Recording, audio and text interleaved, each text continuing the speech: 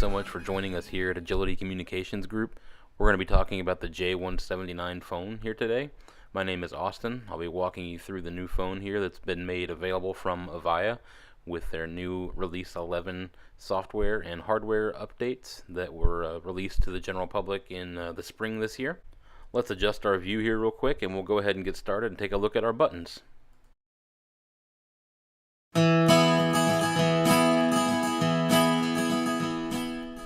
Alright, let's get zoomed in here nice and tight, take a look at our buttons.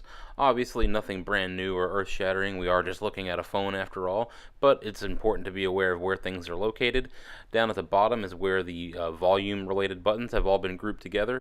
You can see here the 9600 series phones used to have their volume buttons on the right hand side next to the 369 buttons. Over here to the right hand side we do have our audio options, so we've got a speaker button that we can use for an automatic dial tone, and we've got our headset option as well. Up here on the left hand side we have the clock icon where we can take a look at our call log. So 4 different options for the call log. Obviously you've got all, missed, and placed calls as well as incoming calls. Each of these 4 lists stores the 10 most recent calls of that call type for the list. Another good button to keep in mind is the phone button here.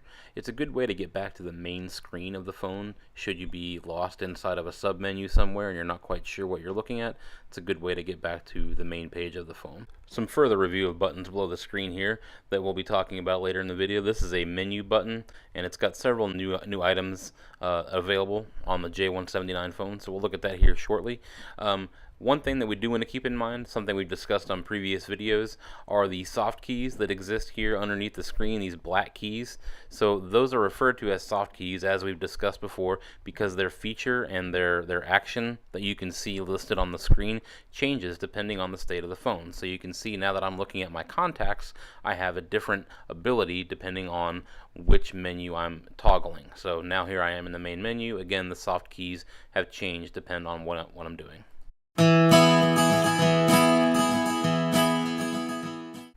Alright, back at our home screen here, let's talk about an incoming call and what happens to the phone. So when we get a call coming into our phone, you can see we've got line 1 blinking both red and green. We've also got a message waiting indicator light that flashes up here in the upper right hand corner.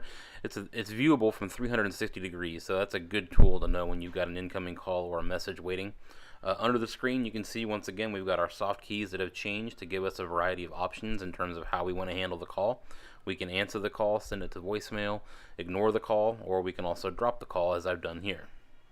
Let's go ahead and get another incoming call, and we can go ahead and use the soft key to answer the call, and you can see now our soft keys have changed again to give us some call handling options. Let's go ahead and talk about each of those options individually here. Putting a party on hold will cause your active line to flicker with a green light to show that a party is being held. So your next active call will then be made using the next available line appearance on your phone's button display. In order to reacquire the call, you can simply toggle the flashing line button on the left and your talk path with that call will be made live again.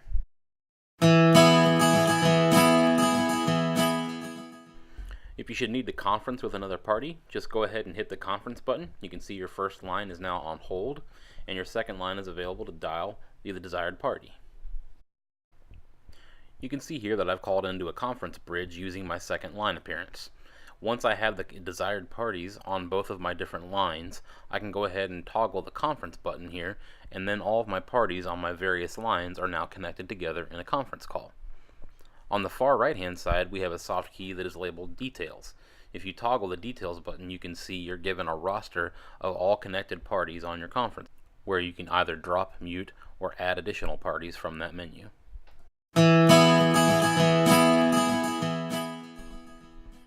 So for call transfers, you're simply going to need to select the transfer button, and the system will place your active call on hold, as you can see here. So while you're on hold, you can see that your active call has appeared on the next call appearance, and when the receiving party has agreed to accept the transferred party, then you can go ahead and hit complete, and your phone will now be at a resting state once again. Thank you so much for your time today during this training session on the brand new J179 phone. Please feel free to check out our YouTube channel. We are always uploading new content. We have several new videos on IP Office Release 11, so feel free to take advantage of any of the training sessions that we have there. We also have our Twitter feed and our website that has been revamped, and if you should ever need any support assistance, you have our phone number there on the screen as well. But we appreciate the time that you spent today with us. We hope that this has been beneficial for you, and we hope to see you again soon.